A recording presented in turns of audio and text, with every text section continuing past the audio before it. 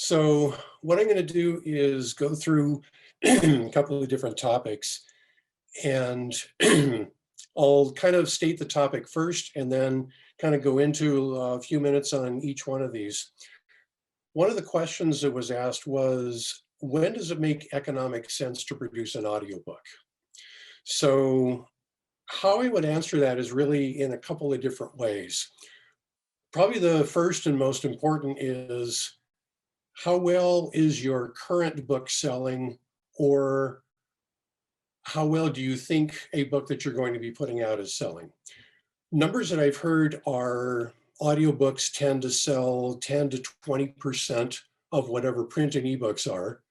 So you can kind of get a rough idea that if you sell, let's say 100 books a month, you could probably sell 10 to 20 audiobooks a month. Now that number is growing proportionally because audiobooks are the fastest growing part of publishing, but it's still a long ways from where print books and ebooks are. But if you can look at that, and then you look at what is the production cost of doing an audiobook, and at what point does it really make sense? So to do a return on investment is difficult because audiobooks are sold in so many different prices, so many different formats. There's non-subscription Audible, there's subscription Audible, there's Whisper Sync add-ons to ebooks, there's MP3 files, there's ways of distributing that are not Audible, there's promotional material, promotional audiobooks. So it's really hard to get a solid ROI. But generally, what I've told people is, if you have a book and you're selling 100 copies a month, it probably makes very good sense for you to have an audiobook, because audiobooks are going to cover a broader or a slightly different demographic than what a print book will be. There is a lot of overlap, but it does, in a lot of ways, target different audiences. So most of the people I work with, most of the authors that I work with have said, yes, an audiobook gives a very good second income stream. On the other hand, I've talked to people who have really interesting books, but they're only selling 20 books a year. And in that particular case, the production cost is high enough that you don't want to have to look at 20 to 30 years return on investment for something like this. So in that case, maybe an audiobook isn't really the best thing to do. Now, separating from economics, if you have a story that you really want to get out, and you don't care whether you're making money on it or not. I've worked on projects like that. And yeah, it can make perfect sense. If your target audience is, for instance, sight impaired, or if you're targeting a particular medical group or something like that, where you really want to just get a message out, then it probably does make sense, because you will have a broader audience than if you have a print book by itself. So really the answer to the question is, it kind of depends on how well your book is selling and where do you really want it to go. Now, in addition to that, there's the topic of genre. So there are some genres that just naturally do better. What I've read is some of the top genres in audiobooks are thriller fiction and romance fiction. Probably not surprising. One of the least selling is memoirs, unless of course you're, Michelle Obama or Bill Clinton or somebody like that, then naturally you're going to sell 1 million books. But the average person who puts out a memoir, you can pretty much expect that it's not going to sell as well as an action thriller. So if that's the kind of book you have, then a lot of it really comes down to how much marketing are you willing to do. If you're out there and you're going to market your book a lot, you're really, like some of the things in the discussion earlier, talking about these Amazon courses and things like that, working the social media, working the email lists, doing book signings, all of that. If you're out there really pushing these things, then yeah, it probably does make sense, because you are going to have a second income from a broader audience. So that's kind of how I would describe that. Some people don't really care if their purpose really isn't to make profit. So there's a lot of audiobooks out there that they just really want to get the message out. I work with a number of full-time career authors. I had one who said his return on investment was 1 month. Another, his was 11 months, but he's been selling the books for 6 years. So most everybody that I work with, all of the career authors that I work with, that's what they do. They push product, they push marketing, and they love audiobooks because it makes more money for them. So that's kind of a general description of how I would say, does it make economic sense? If anybody really wants to talk about that in more detail, I've put my website out there. My email is also marshall@davissound.net, DAVISSOUND.net. Feel free to contact me. I'd be happy to chat with you about that. Another question is, I mentioned production cost. There's actually 2 ways of how to get an audiobook done. One is what I call pay for production, where you hire a producer, a narrator, somebody who handles the whole thing for you, and you give them a lump sum of money. They produce the audiobook for you. And after it's done, you own 100% rights to the entire audiobook. And the producer, narrator is out of the picture at that point. That's how I work. That's the only way I've ever worked. The other is royalty share. In that particular case, the producer or narrator does it essentially on their own time. And then when audiobooks sell, the royalties going to the rights holder are split 50-50 between the rights holder and the narrator/producer. So the advantage to that, to the author, is they don't have to put up any money to get an audiobook done. The advantage to doing pay for production is they own 100% rights. So how this actually plays out, and what I've seen happen play out, is the people who want to do royalty share are asking somebody to do it for free and then splitting the royalties. Generally, these are people who probably think that they're not going to sell a whole lot of books, which means that the narrator probably isn't going to make a whole lot of money on this. I talked to a couple of narrators who do royalty, and one of them said, yeah, she's making about $20 a month. So that's not going to pay her bills. Another guy that I talked to said, well, if he can get 30 or 40 books that pay $20 or $25 a month, then it starts adding up. But that's a lot of work he has to put into it. The other thing about pay for production is if you're 100% royalty, if you get 100% of royalties, and you think you're really going to sell a lot of books, they're not going to want to share 50% of it with a producer. They're going to keep it for themselves. So what I find is, from a producer/narrator perspective, if you can get into pay for production work, it's much better, because then you get a guaranteed income. You know what you're going to make, and then you walk away from it afterwards. If you're an author, you're better off doing pay for production if you really think you're going to make a whole lot of money on books, so that you keep 100% of the royalties. If you don't think you're going to make a lot of money on the book, royalty is actually a great way to go.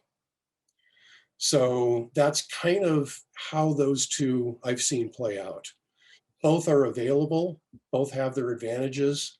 It just depends on which side of the deal you're on, and what your interest is in how much you're going to push the marketing of your books.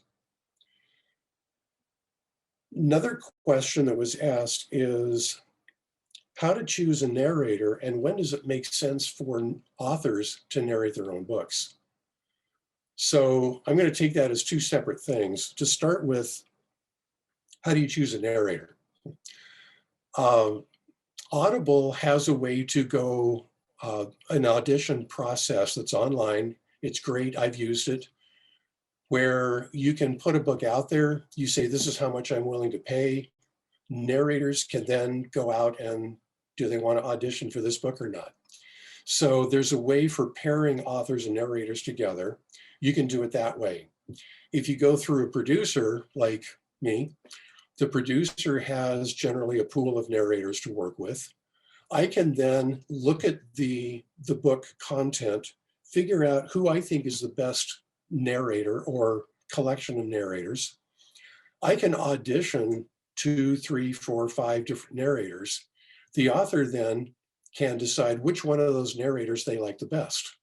If they don't like any of them, we can look for more of them. Going through voice acting agencies is also a possibility. That generally gets to be a lot more expensive because they generally charge more and there are agency fees and everything else. But I have done audiobooks through agency talent. Most of them are really, really good to work with, but they're a bit more expensive. Freelancers are great to work with. So really the best way is audition people, pick out who you like, and that's one way of doing it. The other thing is a lot of it depends on what type of book you have, whether it's fiction or nonfiction. I basically tell people, if you have a fiction book, you 100% want to go with a professional voice actor. They know how to do the dramatic presentation. They know how to do character voices. They know how to really tell the story because that's their business. That's what they do for a living. If you have nonfiction, then it really depends on kind of what type of nonfiction you have. Generally, I think that if you have a book like business, management, academics, history, biography, things where you're not actually telling your story, things where a professional voice actor could really do a very good delivery. In that case, I think it's actually more beneficial to have a professional voice actor.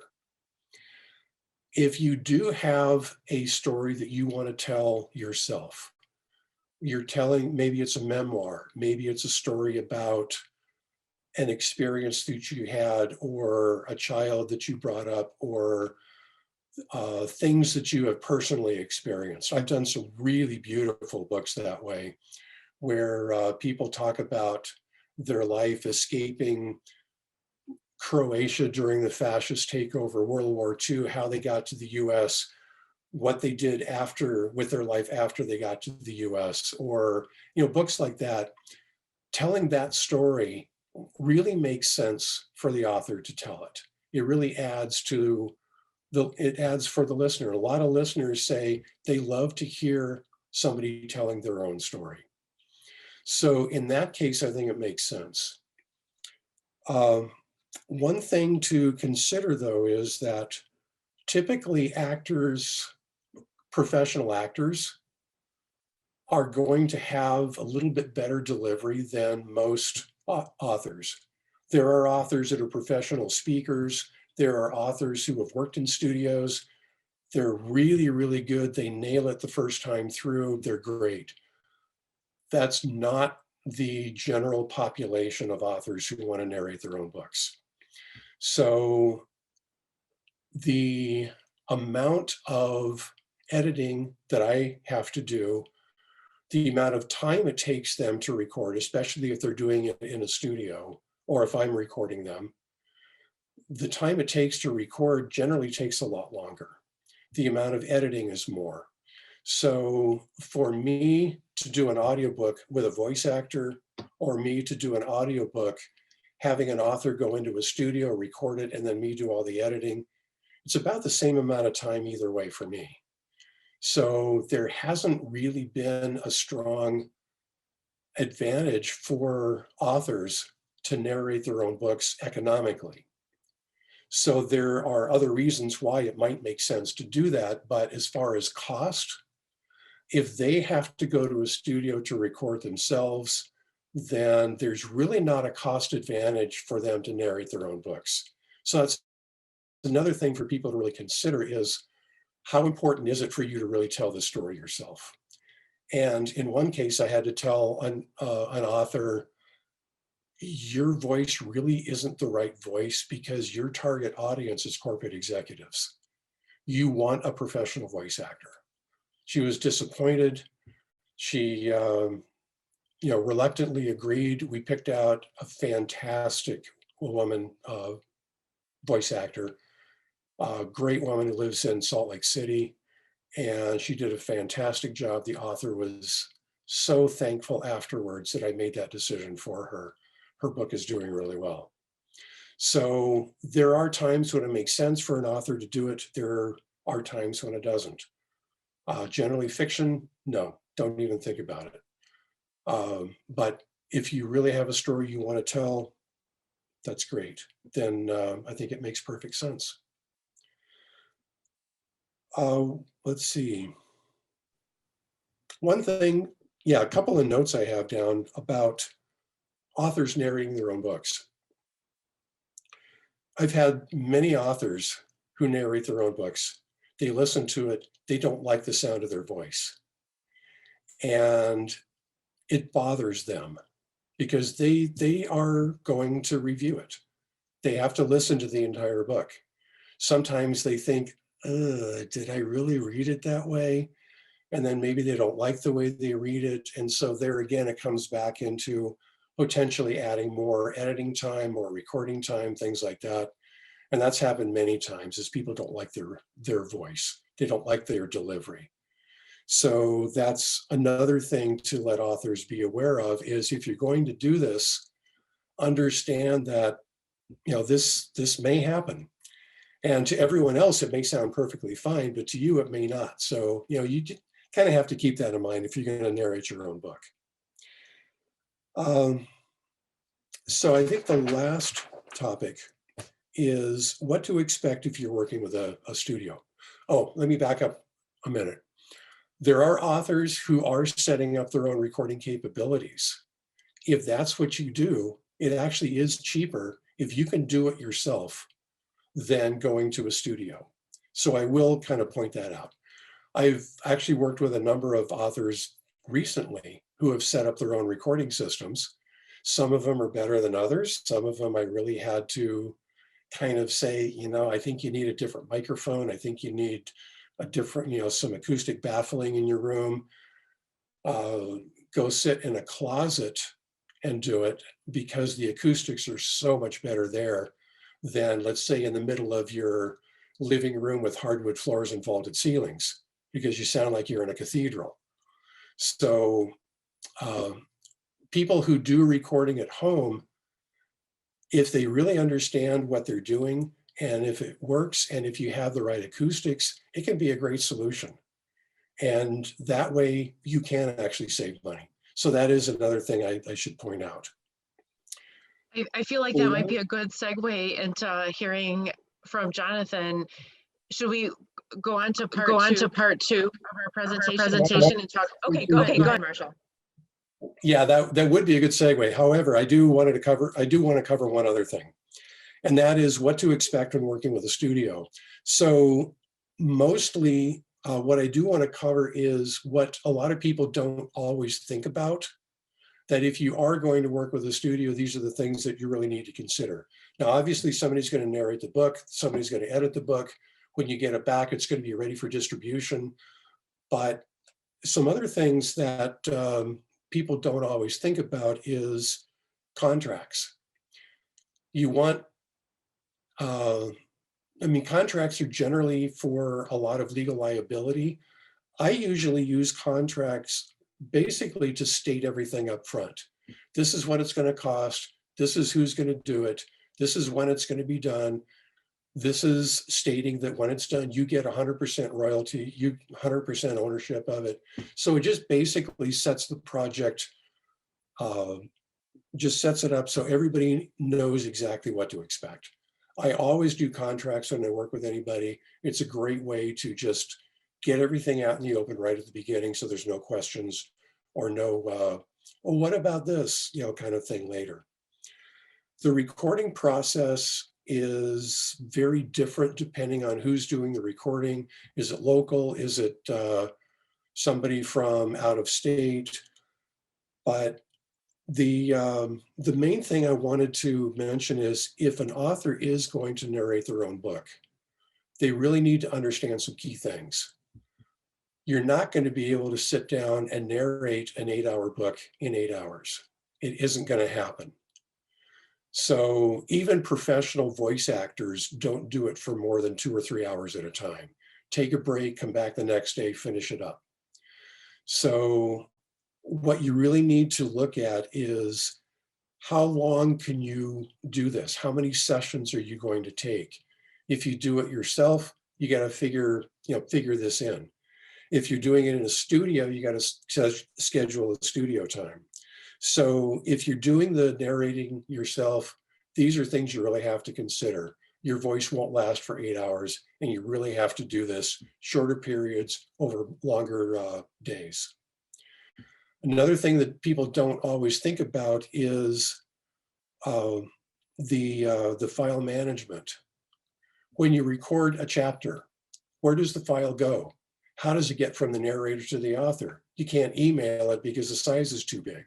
So you have to set up shared storage, things like that. Dropbox or Google Drive or things like that. Everybody needs to know how to use those. Everybody needs to be tied in with that. You really have to understand the file management and where the files are, how you're going to review the files, where are the files going to be when you want to review them, how are they going to be edited, where are they going to be placed after editing. File management actually is the big thing. Normally that's handled by whoever is doing the recording or the producing. Authors just need to understand how that all works. The feedback loop. I highly, highly recommend that there's continuous feedback between the author and the narrator throughout the entire process.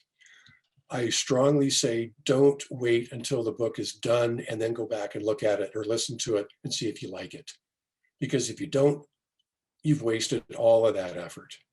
So the feedback process really needs to be ongoing the entire time. When the project is done, my definition of a project being done isn't when the recording is done, it isn't when the editing is done, it isn't when the files are done, it's when the author is happy with what they have. So that approval process is part of the whole thing. And if that approval process can be done throughout, it makes it a whole lot simpler once the project is done. And then the last thing is just making sure everybody is upfront. Contracts will state this. How and when is the payment to be done?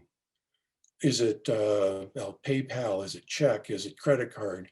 Do you pay half up front, half at the end? Things like that.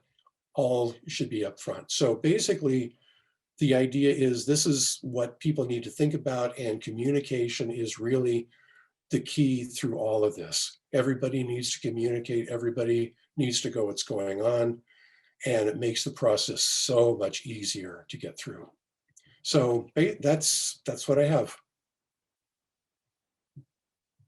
Okay, so let's jump in and hear from Jonathan, and then we'll hear from Will, and then we'll have time for questions.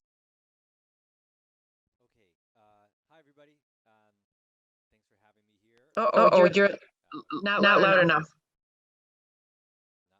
but you can't hear me?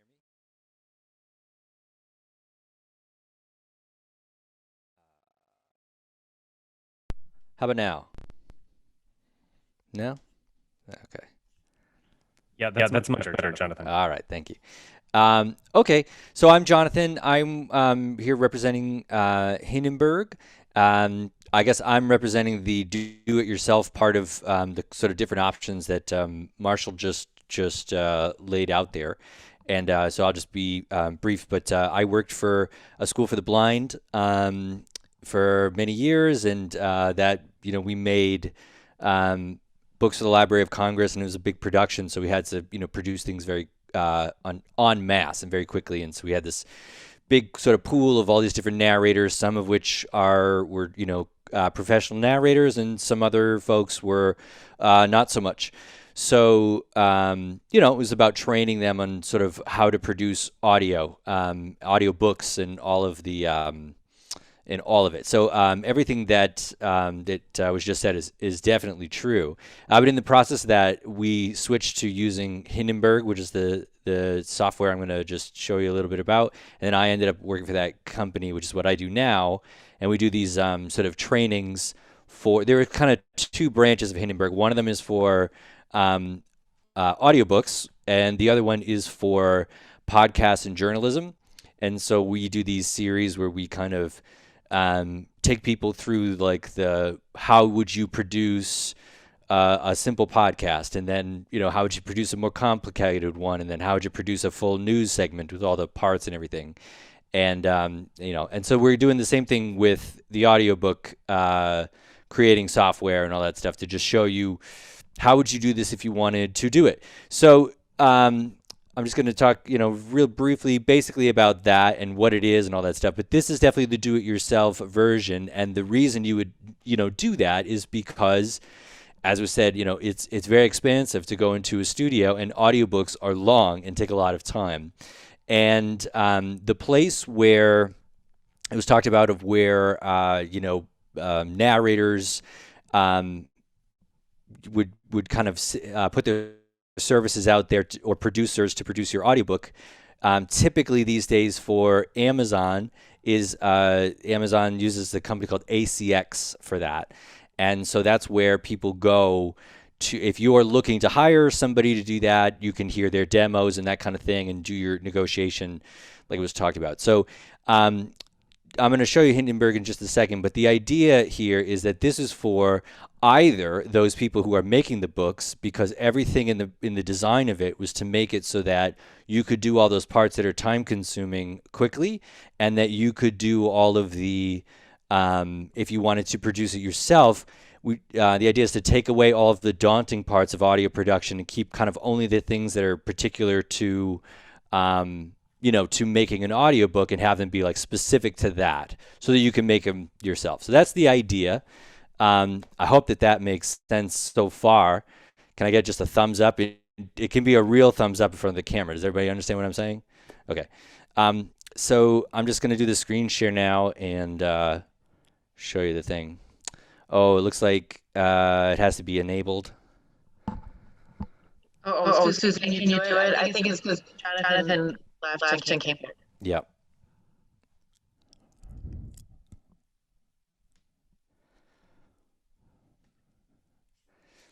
Not quite yet. There's usually a little tab on the side that's next to it that says enable multiple participants or something like that. And I think then everybody can screen share. Well, oh, okay. Okay. So this is it. Hopefully everybody can see that. So this is, I don't know what this looks like because I see this stuff a lot.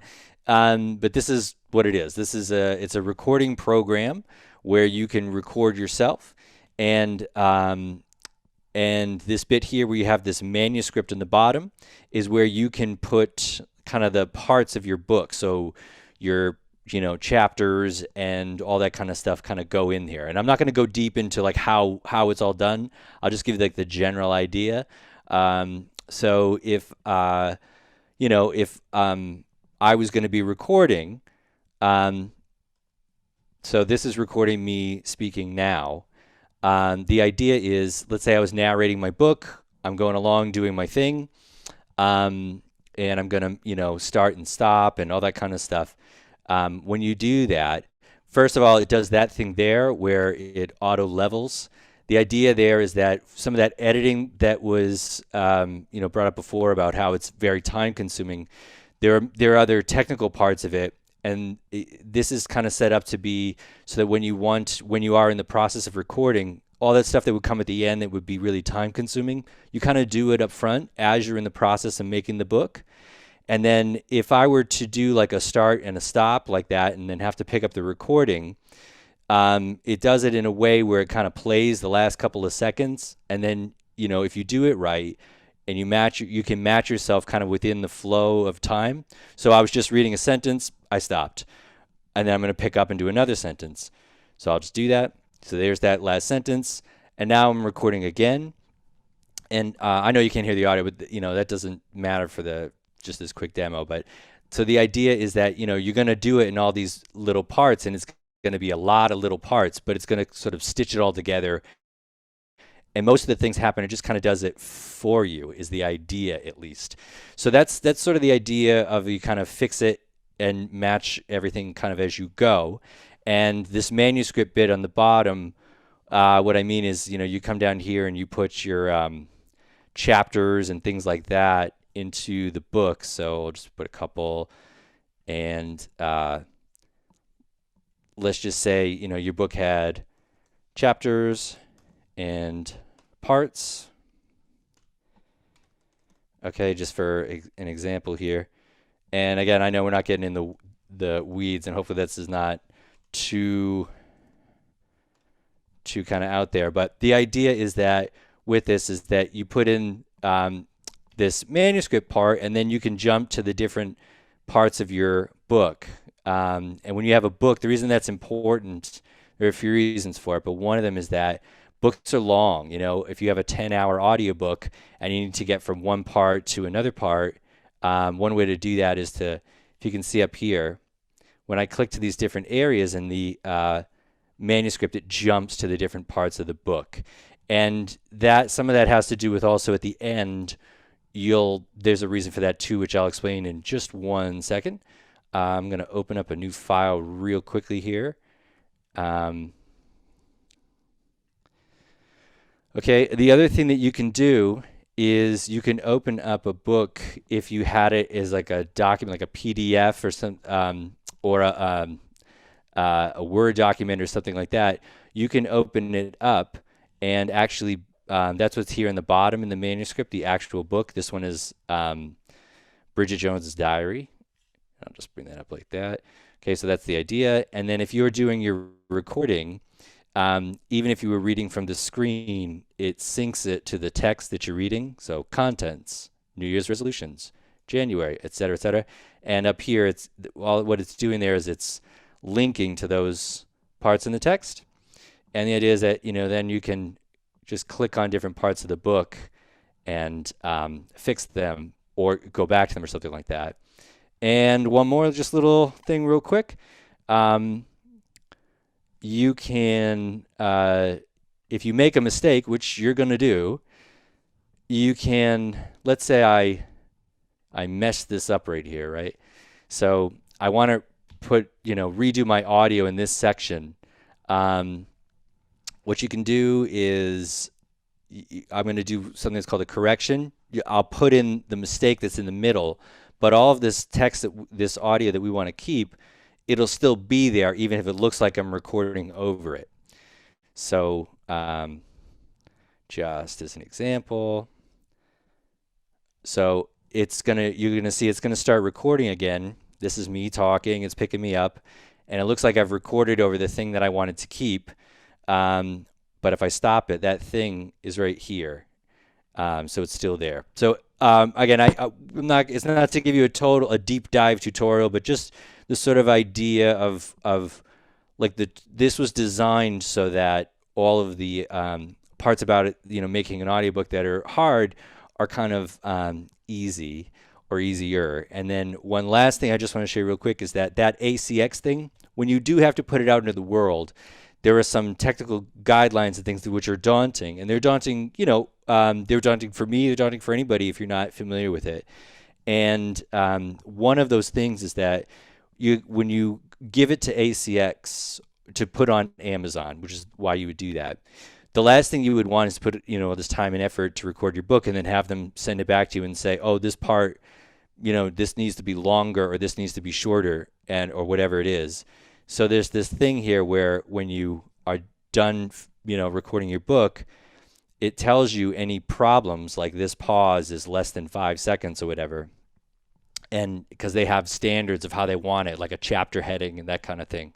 So then you would just go to that place and you can fix it. And so, there are many other tools, but I'll stop yammering on. But that's the idea, is that it's like a software that was just designed to help people make audiobooks easily. But this would be the investment of course, you have to buy that software, and then what are you going to use to record it and all those other things that were talked about. Like if you go to a studio and you hire them to produce it, they're going to be in charge of all the parts of producing it and all of that kind of stuff. You're not going to be worried about what kind of microphone or any of that. So that's the idea there. This would be like if you wanted to get it and to do it yourself, if that's the kind of thing that you wanted to do. So and just the thing about microphones is that that could be like an hour long or more course, so I'm not going to go like deep into that either. But basically there are microphones that you would use at a studio, and I've seen some people here with some really nice microphones, and that requires maybe a little bit more equipment. And like anything else, there's sort of higher levels of quality. You could use your computer to record, just like you could record into your phone. You can do that. It may not be the best idea for a professional book. So there are kind of levels and tiers to, like getting a microphone, and some common sense things like where you record. If you record in a church, it's going to sound like you're in a church, and things like that, to kind of get it so that you could do this yourself. So that's the idea. That's, what the software is. And Jennifer, if this is cool with you, there are a couple links that the higher ups, whatever, gave me to give. So there's a what's that? Post them in the chat, I would say. Yeah. So there's I was going to put those in the chat here. All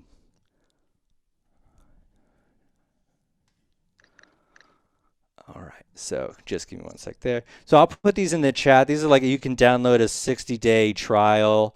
And we also have a Facebook community if you want to join, just to kind of, see what's going on.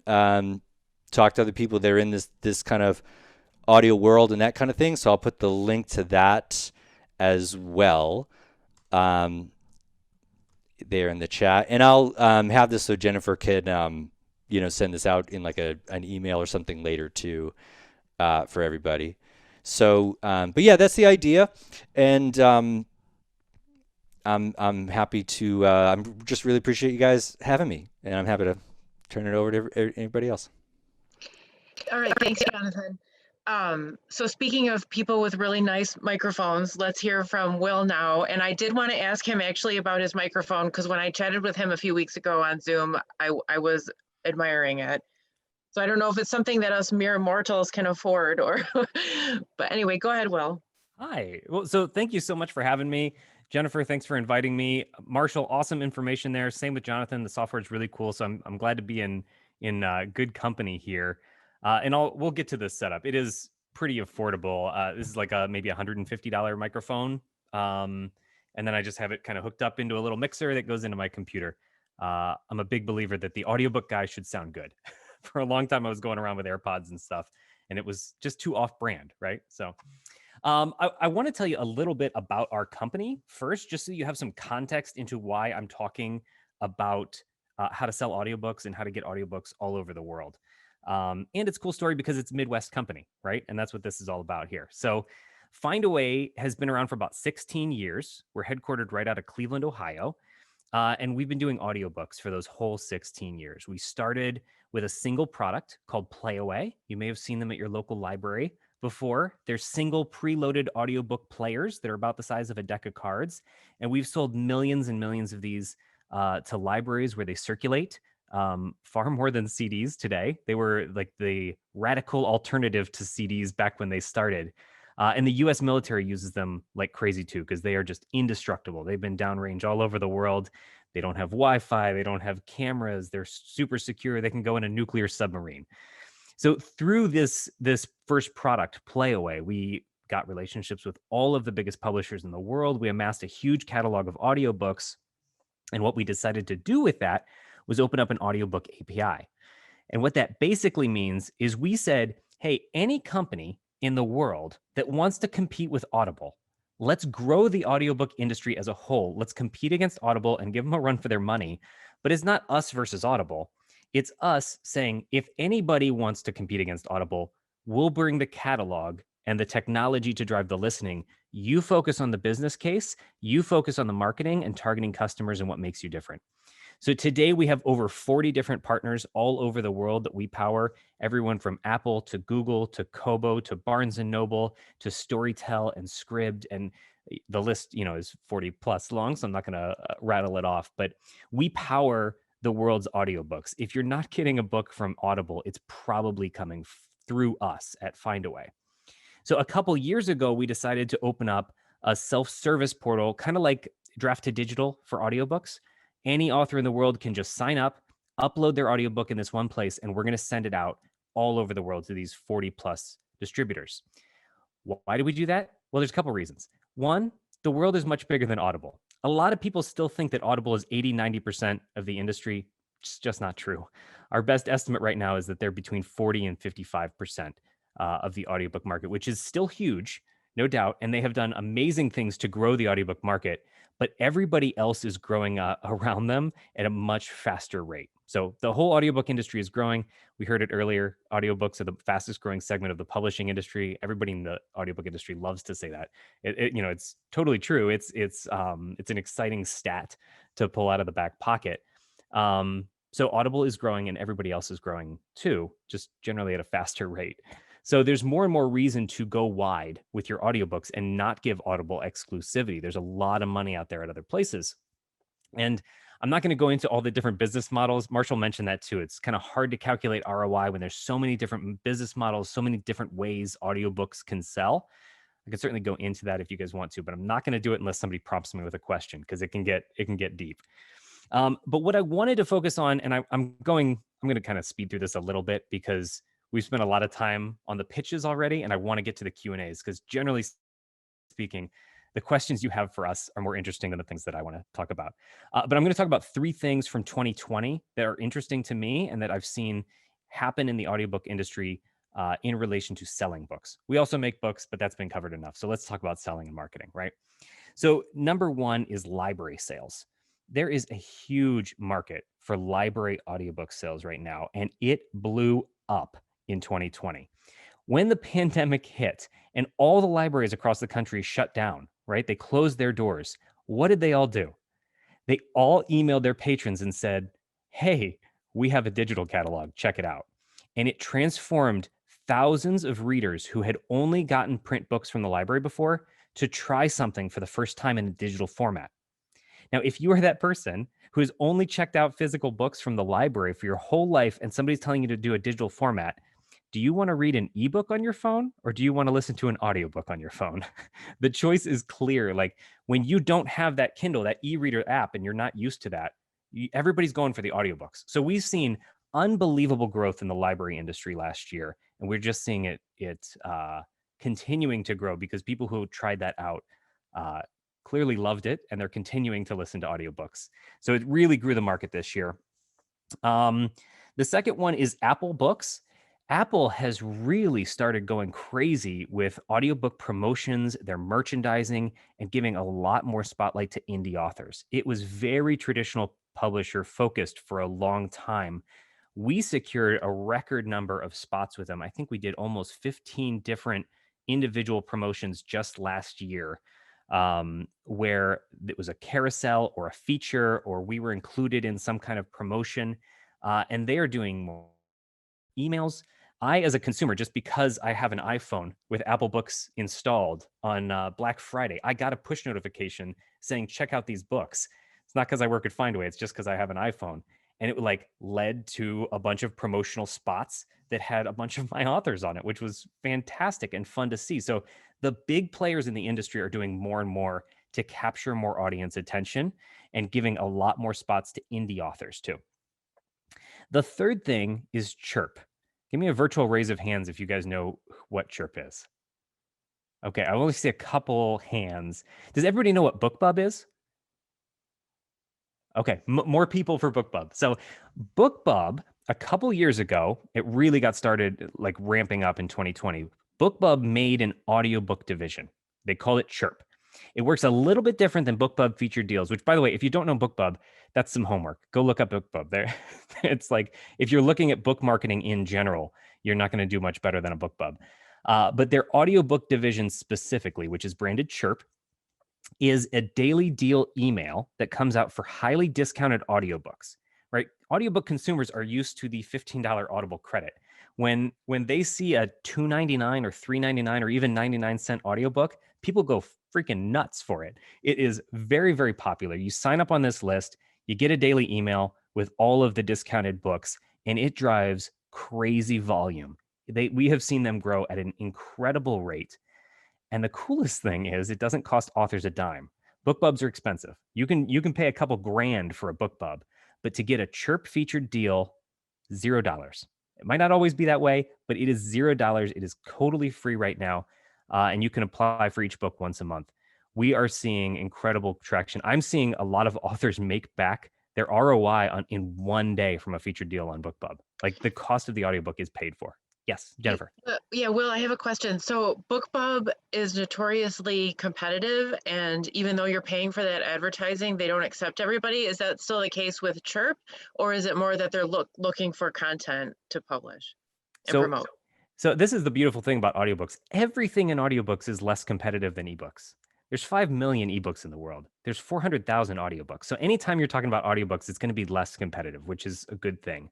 You are far more likely to get accepted for a Chirp deal than a BookBub featured deal, but it is the same editorial team. It's the exact same group of people that are reviewing those submissions and applications and deciding. So sometimes it's a matter of volume and you don't get picked because they have all the historical romance slots filled up that they need and try again next month. And sometimes it's the book just isn't right for their audience. And they don't have as many categories and subgenres that they do as with BookBub feature deals, but they're constantly growing.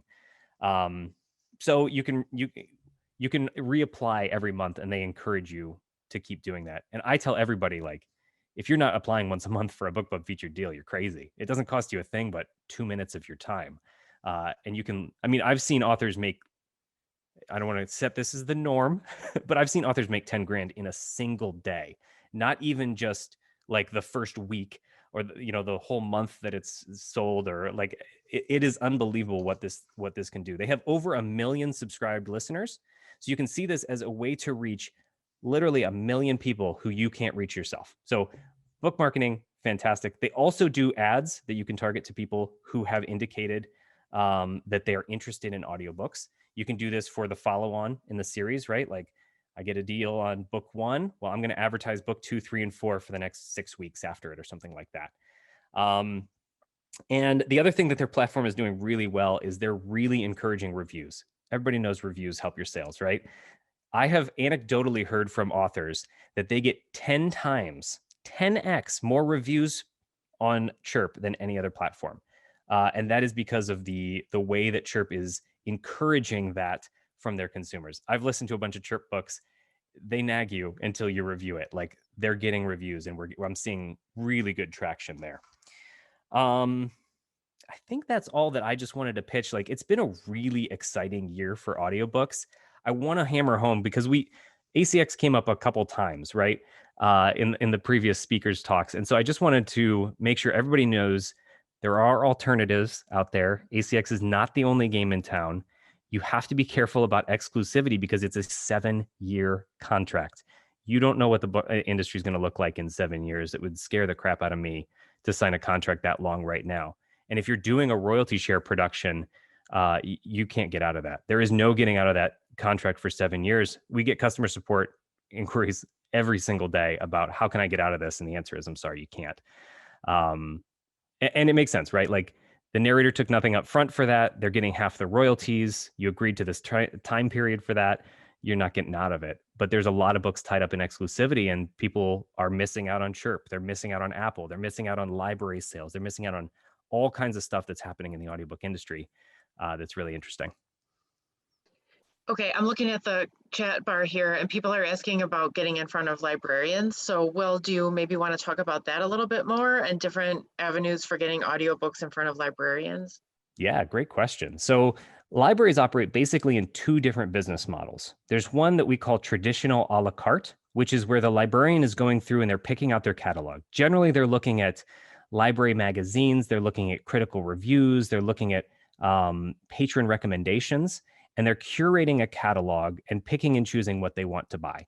When they do that, you make a big payday. It's usually, we recommend 2 to 3 times whatever your list price is your library price. So if your book is $10, you sell it to a library for $30, you make that payment once, and then the library gets to circulate it forever. It's just like a physical book on the shelf. They buy it, it sits there, somebody checks it out, and when it comes back, they can check it out to the next patron. Except books fall apart and audiobooks don't. Wait, I'm sorry. So does that mean there would be a separate like audiobook price for consumers, but you would charge libraries a different price then? Yes. Okay. Yeah, our website accepts 2 prices. So you don't get to set per partner price, but you get to set one retail price and one library price. And we do recommend to do 2 to 3 times whatever your retail price is for the library price. It should be higher because they're going to buy it once and circulate it forever to patrons. One person at a time. You have to wait for it to come back to go out. But to be honest with you, this is not where the money is for us in this room. This is where the money is for traditional publishers. This is where Barack Obama's and Michelle Obama's book are making tons of money. Indie authors do not see a lot of traction on this. However, there's a second business model, and it's called pay per circulation, cost per checkout, pay per use. It has a bunch of different names. We call it cost per checkout. And what this model does is it says the librarian is not the curator of the catalog. The entire catalog is opened to all of the patrons of the library, and they get to browse the entire catalog, just like Netflix. It's all open to them. There's no price tag on it. They're not paying for anything. And then the library, behind the scenes, pays a very small fee every time a book is checked out. What this does is it means you don't have to get in front of librarians. It means you can bypass that librarian step to get library sales, and you can start marketing to your patrons saying, check my book out at the library and I'll get paid for it and it's free to you, which is like the best marketing message in the world, right? It's free to you and I get paid when it happens. And this is the business model that I have seen incredible growth with. This is 20 to 1 dollar-wise where our authors are making the most money. Hoopla, Overdrive, Biblioteca are the 3 really big ones. Excitingly, Baker and Taylor, which is probably the 4th largest library vendor in the world, they just opened up the cost per checkout model as well, which we're supporting with them. So it's a great way to get library sales and do some direct patron marketing and get some real traction. Will, we also had a question from Victoria on what is your role at Findaway Voices? Yeah, sorry, I didn't introduce myself very well. So I'm the head of Findaway Voices. So I run the whole business. Findaway has about 6 different business lines. We do really high-end studio productions. We've worked with Kelsey Grammer. We've worked with like celebrities and done productions for Apple and almost all of the big 5 publishers. We've won a bunch of awards. We just won a SOVA's award. We're going to be one of the biggest audiobook producers in the world. So we do that. Findaway Voices does both production for authors and narrators and distribution. We have Playaway, which we talked about before, and we have a publishing imprint as well, where we will acquire rights and do that. So I lead one of those 6 business lines, and I'm wholly responsible for Findaway Voices and everything you see and the whole experience. Marshall is asking, what's the difference between Findaway Voices and Authors Republic? Well, there's a couple differences. We both do basically the same thing. The biggest difference is the fee structure. So their standard rate is a 30% fee. Ours is a 20% fee. And so the way this works, remember when Marshall said it's hard to calculate ROI because of all the different business models? Well, it's also hard to think about this partner by partner. The way we all work, Authors Republic and us and some of the other aggregators out there, is all of the money comes in, and then we keep 20% of that money, and you get 80%. So you get 80% of the royalties earned. That kind of divorces it from each of the individual terms with each of the retailers. So there's a better rate with us, and part of the reason is because Authors Republic uses us. Like I said before, if a retailer is getting an audiobook, it's probably coming through Findaway. Well, Authors Republic uses us for almost all of their distribution. They do have a few direct relationships, but generally speaking, they're using us, which is why we can give a better rate. We had questions earlier on the cost of the Hindenburg software. Jonathan, are you still around? Yes. Yep. So I did look on the website, and it looks like for ABC, it's $500. There are some different versions of all of the softwares. So there's also a contrast, and I can just put it in the chat too, but there's like a contrast and compare what the different ones do.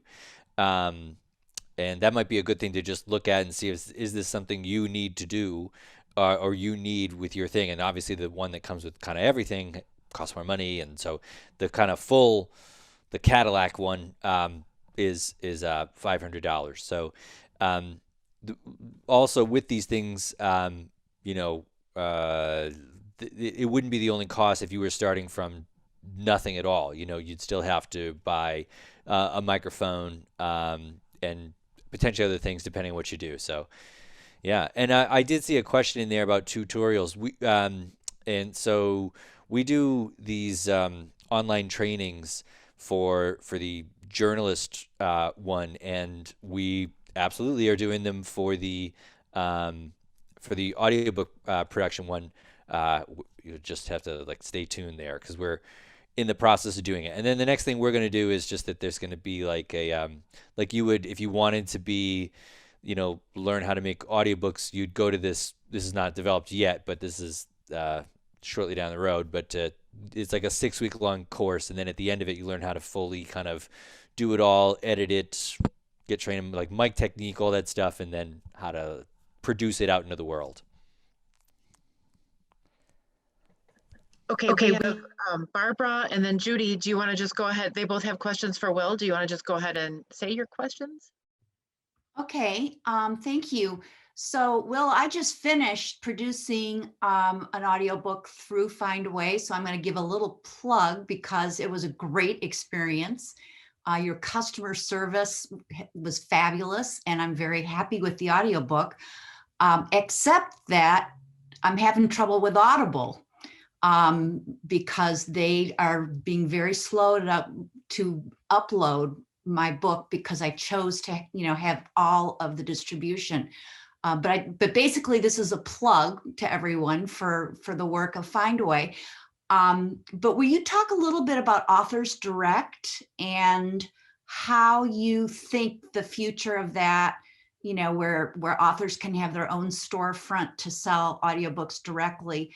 Can you talk a little bit about what your sense of the future of Authors Direct is? Yeah. Well, first of all, thank you so much. I love hearing those kind of stories. That's wonderful. And I'm sorry about the Audible thing. They have been slow for over a year now. They've had a huge backlog. At one point, we were seeing like 3 to 4 months to get a book live be the norm. And unfortunately, it has not been first in, first out. But it's affecting everyone, whether you come through us or whether you go direct to ACX. So I hope that they get that through soon because they have been better lately. Yeah.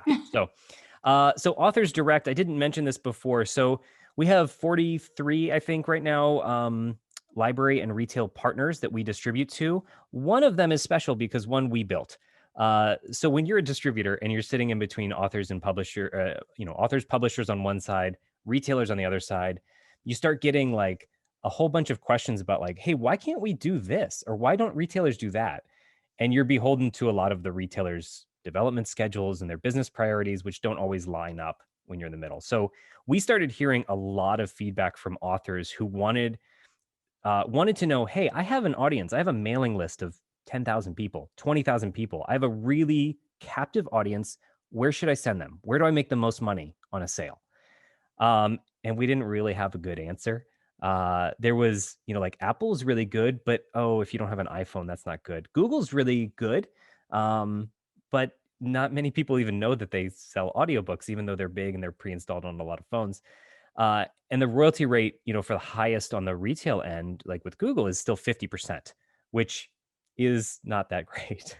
It's much better than Audible's 25% non-exclusive royalty rate, but it's still not that great. So we decided to build a platform that wouldn't focus on user acquisition. It wouldn't focus on marketing. It doesn't even have a homepage, but it can be the best place to send your listeners when you have a captive audience and you can convert them directly. So we offer a 70% royalty rate on all sales that happen on Authors Direct. You get a storefront that's just yours. You get to have them listen in a dedicated iOS and Android app. There's also a web listening app for people. We take care of all the customer service. If your listener can't figure out how to listen to the book, we take care of all the taxes, the international taxes, including VAT tax, which is a headache. If you want to sell directly, you're going to have headaches with that. Before this came around, like the best way to do this was to host a bunch of MP3 files in a zip folder and say good luck. And like that led to a bunch of customer service problems. So I like to say we take care of the tech and the taxes for you.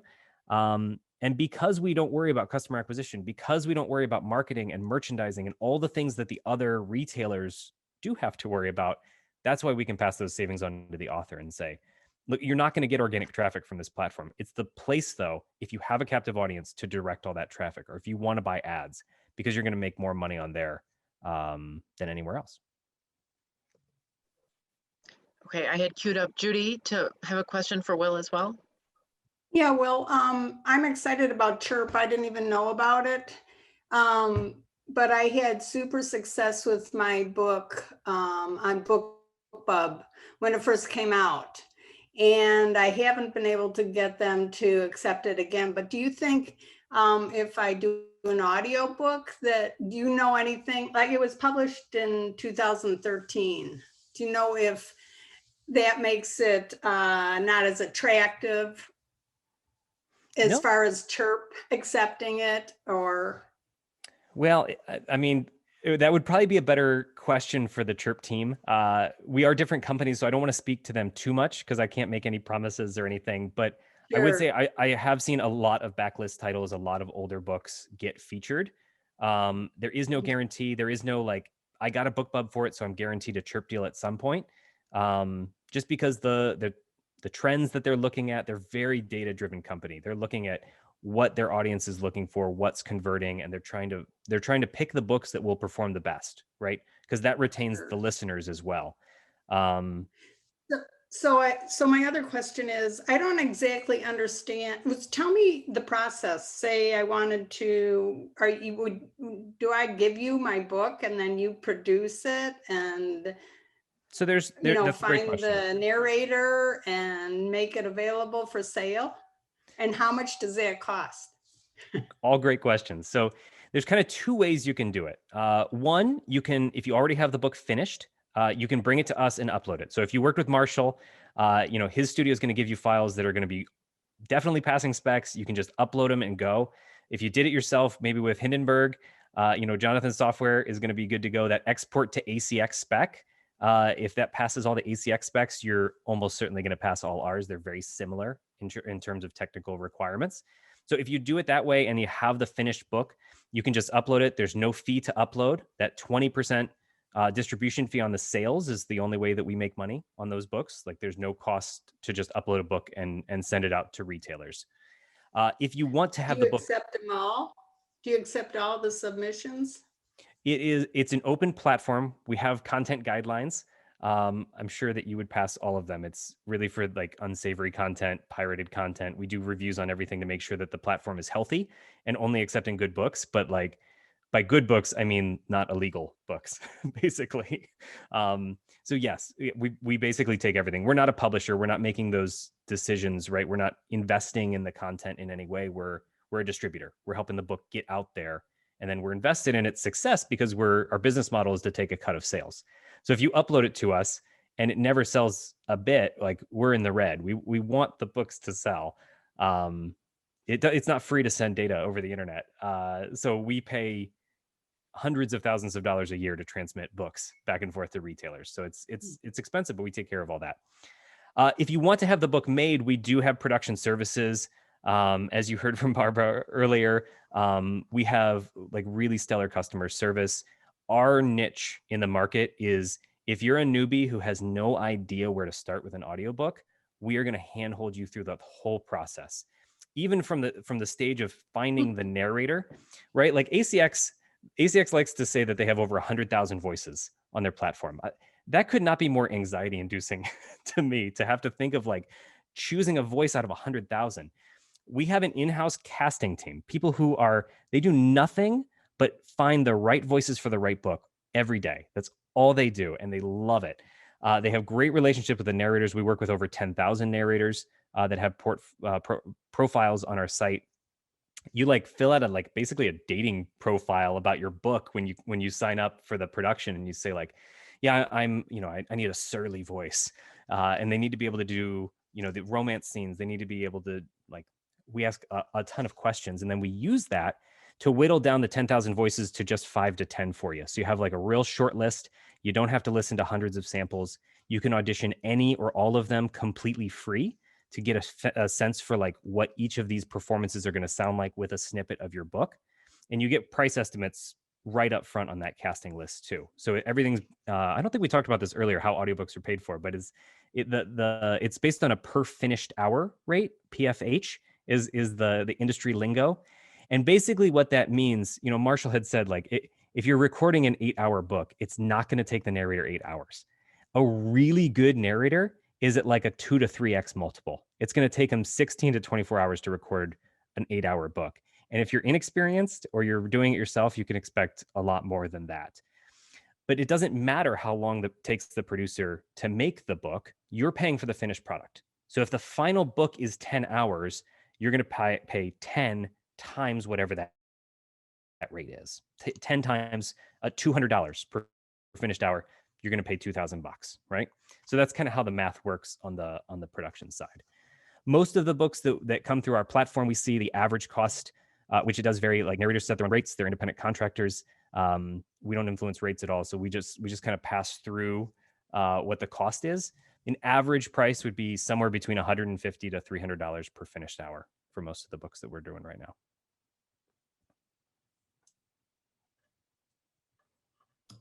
Thanks. Yeah, you're welcome. We had another question from Victoria for Will. I have heard that BookFunnel is going to be getting into the audio delivery game. Any thoughts on that? My thought is I love BookFunnel. I love Damon Courtney. If you guys have ever had the pleasure of running across him at a conference, he is one of the most dynamic, energetic, wonderful people I've ever met. And this is why I love the book industry, because the people are so good. I love the people at BookBub. I love the people at Drafted Digital. I love the people at Readsy and BookFunnel and all of the places that everybody kind of shows up at the same conferences until the pandemic. But everybody's such good people, and Damon is no exception there. So Damon runs BookFunnel. It's a pretty small operation out of Texas, a couple people, and they are he's an author. He's hyper focused on really making good stuff. So I have nothing bad to say about him. The audiobook delivery is already out there. Look it up. So look up BookFunnel. I think he named the press release, the BookFunnel for audiobooks is BookFunnel. And basically I'm not super familiar with their tiers, but it's whatever, if you're paying for the mid tier or higher, you get it included for free. There's no extra add-on for it. And it's kind of like Authors Direct, right? Without the tech and without the taxes part, with the tech part. So he built a listening app. He hooks into the payment processors. So you're selling on your site, you're doing the transaction, and you're telling him, deliver this audiobook there to that customer. And they take care of that just in the normal, awesome BookFunnel way, but for audiobooks now. We had another question from Shelley. Jonathan, can you cite the differences between Hindenburg and Audacity? I don't know if Audacity is another software program. It is. I did reach out to Shelley, and I did that with her. I think it'd be too much to go into line by line with it, but the idea is that everything is designed in Hindenburg to make the production part of it go faster, and that's kind of what you're paying for. So there are a few other tools and things like how you fix it at the end, like clean up the audio if there's any bits of noise that are in there, and it's sort of like super like easy to use, like you just turn one button up kind of thing. So that's kind of the idea there, is that you just sort of get all this stuff kind of taken care of, so you can just do it all in the kind of one go. So that's basically what it is. But Audacity is another recording program. They're all kinds, and most recording programs, are for recording music.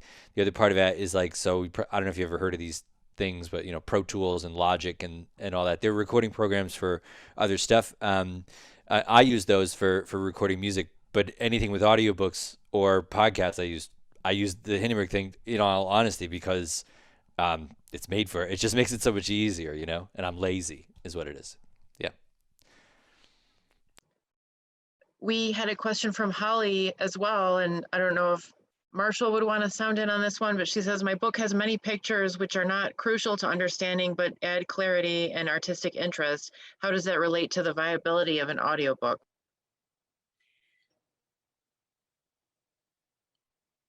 What I've done is a number of business books that have diagrams, it has charts, it has things like that. What some people do is they refer to a website that has PDF images that they can look at. Sometimes they revise the text in the book, the content, to sort of describe what the image is covering. If there are a lot of images, I would recommend just posting all of those images with titles that make it easy to find them. Reference those images on the website in the audiobook itself. The other advantage to that is it drives everybody to your website to see more of what you're doing. Yeah, I'd like to second that. I think there are some platforms that accept supplemental material where you could have the download kind of bundled with the audiobook. But for that last reason that Marshall said, it drives website traffic for you, where you can get them to sign up for your email list and stuff. Like, that's the better option. The other thing I will say is, please don't use Bitly. Please don't use a link shortener. Please don't use a link that you don't control. There are link shortener sites out there that have gone out of business, and it is really a pain in the butt to re-record an audiobook and splice in a new URL just because that site went out of business. Like, you should link directly to your website. Don't use something intermediary, so that you control that web address.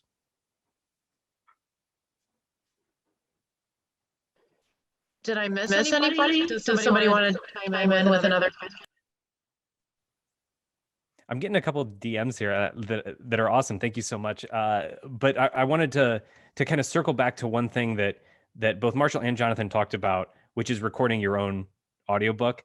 And one suggestion that I have, if you are thinking about recording your audiobook, and we talked about a lot of the considerations, right? Like, you're going to be listening to your own voice in your headphones for a long time. Like, if that drives you crazy, maybe not the right project. But if you do enjoy it and you are thinking about doing it, one of the best advices that I can give you is record a 5-minute audition yourself, and then get an audition from some professionals and ask some people who are your readers to like, what do you prefer? Because you got to remember, you are not your audience.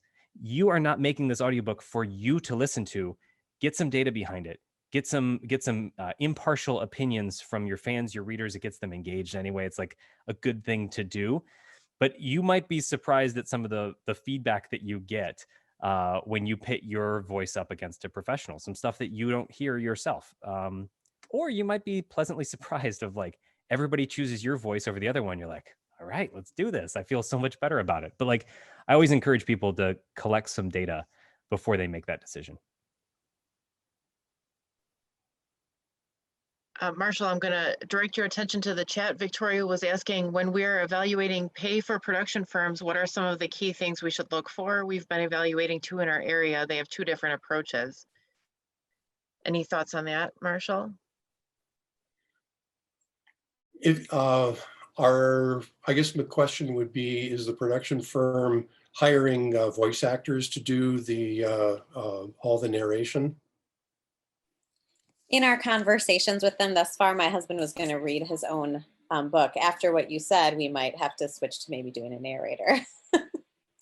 Okay, so one of the things about production that I would comment on is, number one, make sure they use good equipment, because the quality of the recording is really from the microphone until the analog to digital converter, which is like an interface box. Sometimes it's the computers. I have a lot of different stuff that I won't go into, but the microphone, the cabling, the interface that converts the microphone signal into digital data that goes into your computer, those are the number one things that really need to be good quality. So beyond that, it's all software. A comment about editing on the fly versus editing at the end. I don't know that I really have a particular comment about that. I edit, when I work on an audiobook, whether I'm recording it or someone else is recording it and they give me the files, I start at the beginning. I have two screens, one with the audio, one with the manuscript. I go through word by word. I follow the manuscript. I look at the audio. If there's a mouth noise, if there's a mistake, if anything like that happens, I edit it right there. And so by the time I get through with that chapter, it's done, it's ready to go. The other thing is to make sure they understand the technical specifications for Audible, or anybody else that it's going to, because not everybody, not every recording studio even understands what Audible needs in terms of background noise level in dB, in normalized volume, peak volume. A lot of these things that people don't always have the tools for and don't understand what it actually means, that's the kind of stuff that a producer should really understand and make sure that the end product is going to be 100% compatible with whoever the distribution process or distribution company is. So looking at their recording equipment, if they're going to be doing the recording, looking at making sure they understand the technical specifications on the final product. How they do the editing, in a sense, doesn't really matter, as long as when the author listens to it, it's what it's supposed to be.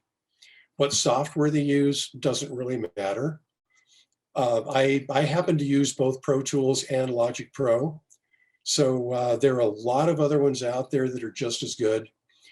But the main thing is their recording good quality? Because once the recording is done, you really can't change it. You can't make it a lot better. So look at the recording, look at their technical understanding of how they master it. And above all, whoever does the editing, whoever does all of that, listen to it, make sure you're happy with it.